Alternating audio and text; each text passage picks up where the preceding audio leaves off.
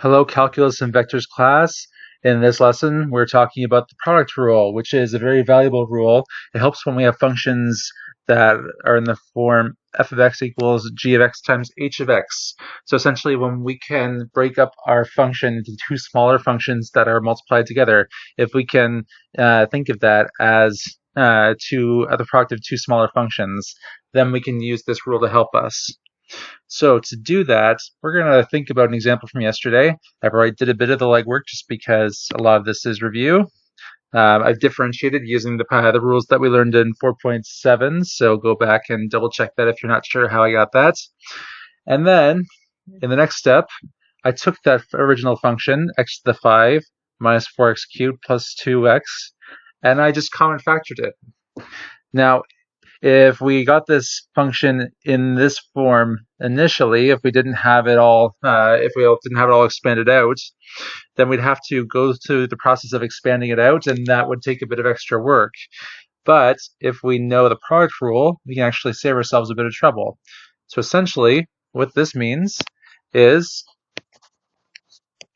if p of x is equal to f of x times g of x, we can take the derivative using this formula down here. All we do is we have two parts of this. The first is f prime of x times g of x. It's the derivative of the first function times the second function.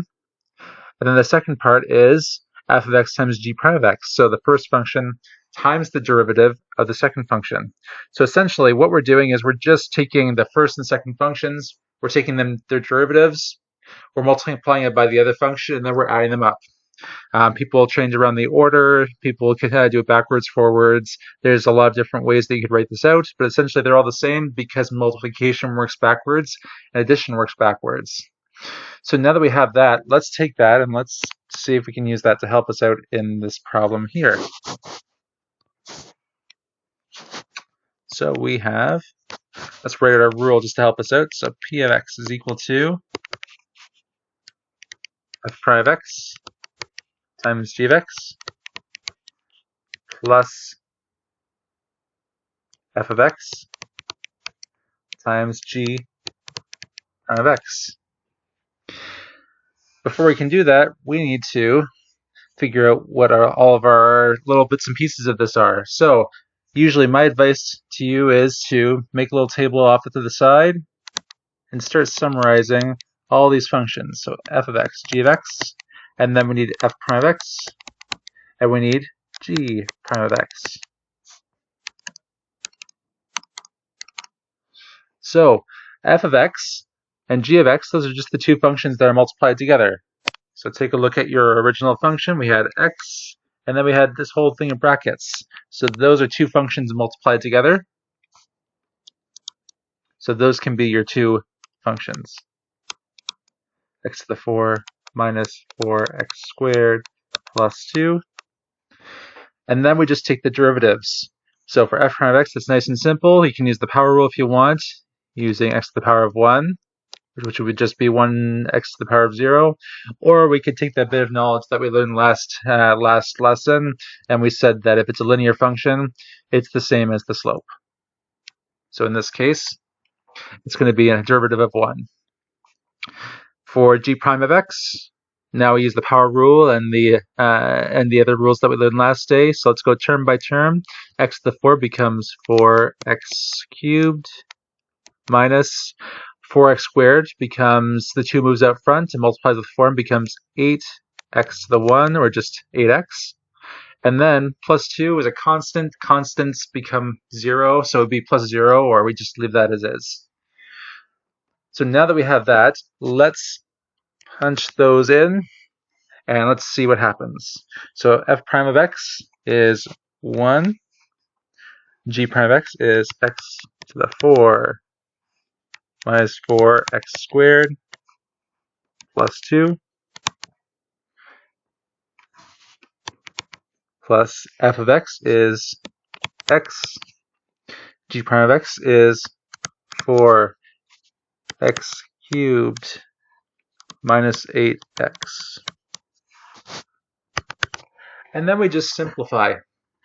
So multiply 1 by everything in there. We just get rid of the brackets and becomes x to the 4 minus 4x squared plus 2. And then we multiply the second product, x times 4x cubed becomes 4x to the 4. And then the x times 8x is minus 8x squared. So now we just collect up our like terms. So we have 1x4 and 4x4 is 5x4. And then we have minus 12x squared plus 2. So there you have it. We have a new method for solving that. And you're probably going to say, with this specific one, it probably doesn't look like very much extra work to just expand it out and do it. But there's going to be some situations where you have ones that you can't expand, or it's too much work. It's not really worth it to try and expand it out. So product rule might come in handy. So let's try a couple more on the other side of the page, and then that'll be it for today. By the way, as I mentioned, with all of these rules, they can all be proven using first principles. So I'm going to leave a link to a proof using first principles in the description for this video. If you are inquisitive and you want to know why this rule works, or if you just don't believe me and you think I'm full of it, feel free. Either way, go and take a look at the video if you'd like. Otherwise, feel free just to keep on using this. You don't need to know the proof for this course. It's just there for your information. So now that we have that, let's try a couple more. Let's see, use our differentiation rule a couple more times to practice. So the first one is p of x equals 3x minus 5 times x squared plus 1. So first step, let's collect up all of our information. F of x, g of x. So in this case, the product, the first item in our product is 3x minus 5, the first term, and the second term is going to be x squared plus 1. Then we take the derivatives. F prime of x is equal to, in this case it's linear, so we just take the slope. And for g prime of x, now we have to use our power rule and our sum rules. So x squared becomes 2x. Move the 2 out, and then the 2 becomes a 1 in the exponent. And then plus 1 is a constant, so that just goes away. That's just plus 0. So we just leave it as 2x. So now we have all of our pieces. So p prime of x is equal to f prime of x times g of x plus f prime of x times g of x. That's going to be 3x plus 5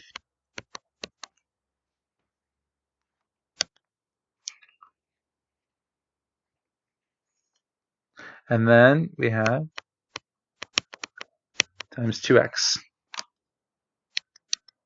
Then we have f prime of x is 3 and g of x is x squared plus 1. And then it's just a matter of simplifying and reducing, which you guys know how to do. You guys are pros at that now. That's going to be 6x squared plus 10x for the first set of the first product. For the second product, it's going to be 3x squared plus 3, which means it's going to be 9x squared. Whoops, that should be minus 5.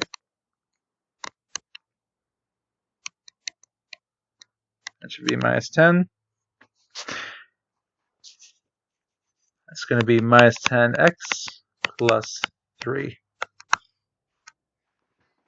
So the derivative for that function is 9x squared minus 10x plus 3. Let's try another one. So for the second one, it's 2x plus 3 times 1 minus x. So for this one, let's do the same thing. Let's start with our functions and the derivatives. So let's start by defining f of x and g of x.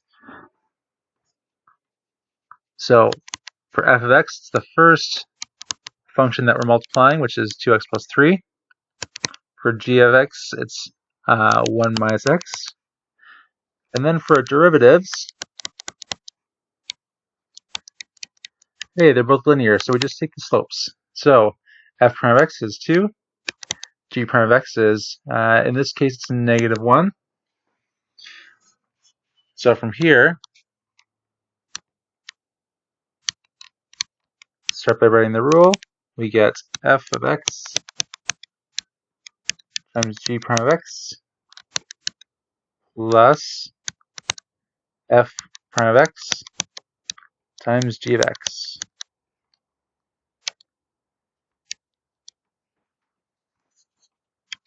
So we sub in all of our functions here. So 2x plus 3. G prime of x is negative 1. F prime of x is going to be 2. G of x is 1 minus x. And from here, we just simplify and solve. So we multiply everything in the first bracket by negative 1. It becomes negative 2x minus 3. Then we multiply out the second pair of brackets, which is 2 minus 2x. So that becomes negative 4x minus 1. And so that is the derivative for that function, negative 4x minus 1. So now let's deal with one more problem.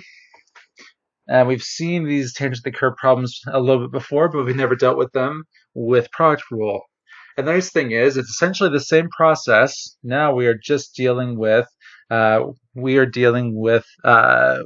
product rule problem. So we know how to find the derivative. So we have everything we need already. So remember, to find the equation for the tangent, think equation of a line. So we need a y equals mx plus b. So to do that, we need to find our slope. We need to find our y-intercepts. So the big things you need to know, the slope is going to be the derivative. And then from there, you can find the y-intercepts.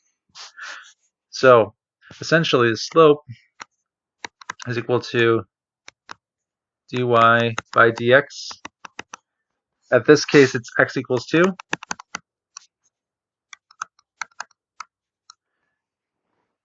And then x is going to be, and we said x is equal to 2. And to find y, watch out, because this is where people always get tripped up. To find m, we always use the derivative. To find y, we just use the original function.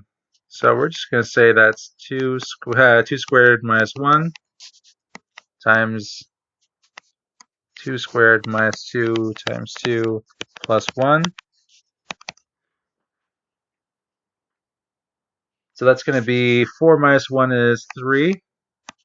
2 squared minus 2 times 2 plus 1 is 4 minus 4 plus 1, or 1. That's just going to be 3. Let me tie that up a bit. So now we have our x or y. We just need m, and we can solve for b.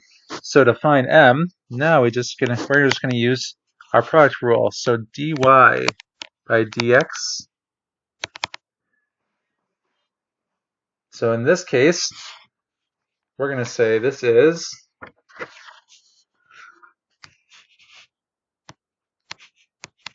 d by dx of f of x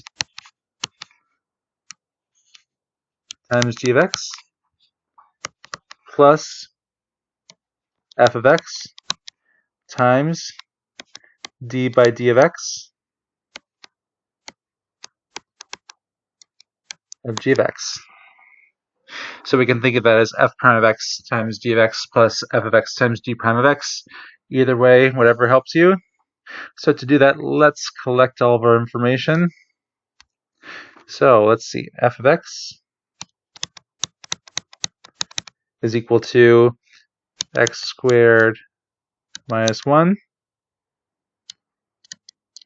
d by d of x, f of x, the derivative of f of x, is just going to be 2x. For g of x, look in the second set of brackets, and it's x squared minus 2x plus 1. And then, for its derivative, d by dx of g of x, that's going to be 2x minus 2, and then the 1 just goes away because it's a constant. So now let's plug in all that information. The derivative of f of x was 2x. G of x is x squared minus 2x plus 1. Then f of x is going to be x squared minus 1. And the derivative of g of x is going to be 2x minus 2. So now we just have to expand and simplify and make this look a little nicer. So let's multiply out the first couple of brackets. That's going to be 2x times x squared is 2x cubed. Then we have 2x times negative 2x is negative 4x squared. And then 2x plus times 1 is 2x. Plus, we can use FOIL on this one, so it's going to be 2x cubed minus 2x squared minus 2x plus 2. Don't forget that double negative. So from there, now we just collect the like terms. We get 4x cubed, and we get minus 6x squared. And then we have the 2x and the minus 2x cancel, and we just have a 2 left. So now we have the derivative. So we can find the derivative at x equals 2, because we said that's what we need. We want to find the slope of the tangent at that point. So the slope of the tangent, we just plug in x equals 2.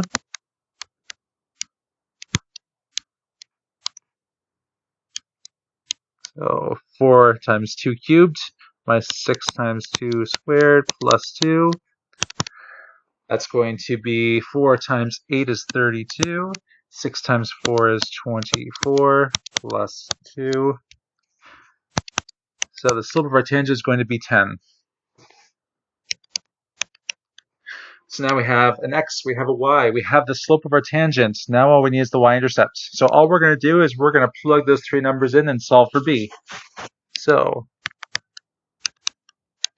plug those three numbers in. We get y equals mx plus b. Y was 3, m is 10, and x is 2. So that becomes 3 equals 20 minus b, or b equals negative 17. So now we have a slope. We have a y-intercept. So now we can solve. So lastly, therefore, the equation of the tangent line is y equals, the slope was 10x minus 17. And that's all there is to it. So when you're going to see these tangent problems all over the place, oftentimes they're going to ask you for an equation for the tangent line to this curve at this specific x value. So all you have to do is find your, they give you your x, you have to find your y using the original formula. It's going to tell you your y value. And then you find your slope using the derivative. And once you have all those three things, then you can find your y-intercept and solve. Pretty much the same process. The only thing that will change is the functions and the rules that you have to use to differentiate. So I hope that clarifies product rule a little bit. Again, please shoot me a message if you have any questions or you're not sure, and we'll get it sorted out. Thank you, everyone. Take care.